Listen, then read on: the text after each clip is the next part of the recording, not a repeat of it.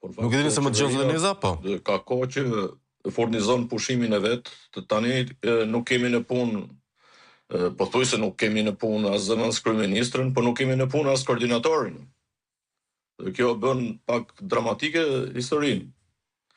Duke patur parasysh që edhe vetë kryeministri që del në punë në fakt, nuk është se trajton çështje të rëndësishme, flet kryesisht për gjëra anësore, gjëra të cilat nuk i shkojnë horizontal punës së përditshme të qeverisë, po as nevojave të përditshme të qytetarëve.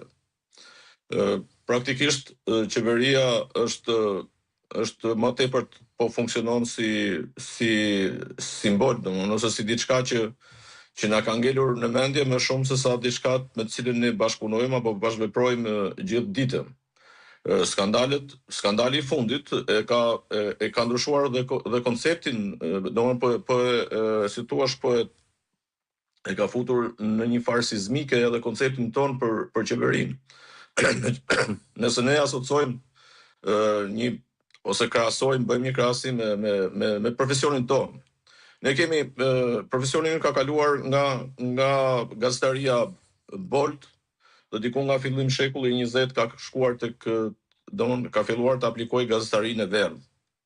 Çfarë ka qenë gazetaria Bolt? Ka qenë diçka që lidhej me tema të rëndësishme, tema për qeverinë, për bankat, për tregjet, dhe nuk merrej me problematika tjera të cilët ishin problematika, po nuk konsideroheshin serioze për gazetarinë. Nga fillim vitit e shekullit 20 filloi edhe gazetaria e verdhë. Dhe çfarë ishte gazetaria e verdhë? Për ta bërë më të qartë, është ajo çfarë shohim te qeveria sot, domethënë kemi një farë qeverie të verdhë, e cila i shembellon dosjes së Akshit. Dosja e Akshit është e tëra, nga fillimi deri në fund është një farë fiction, por një fiction i cili është i realizuar pikërisht përmes teknikave të gazetarisë së verdhë, domethënë gjërave të cilat nuk pritën të ndodhin, po megjithatë ndodhin dhe bëhen për fat të keq edhe pjesë e përditshmërisë, qoftë të qeverisë, po qoftë edhe të atyre që sundohen prej një qeverie të tillë. Kam një kuriozitet tjetër në fakt që lidhet pikërisht me këtë veprimtarinë e qeverisë dhe bllokimin e shtetit. Sigurisht është pak e pamendueshme që sot që po flasim në këtë 25 dhjetor 2025, korreshin ne nuk kemi një datë ku as tip referencë kohore kur mund të diskutohet për mandatin e Belinda Ballukut. Jo, ai sa qartë me të dalit e vetë, jo zyrtarë, ta quajmë.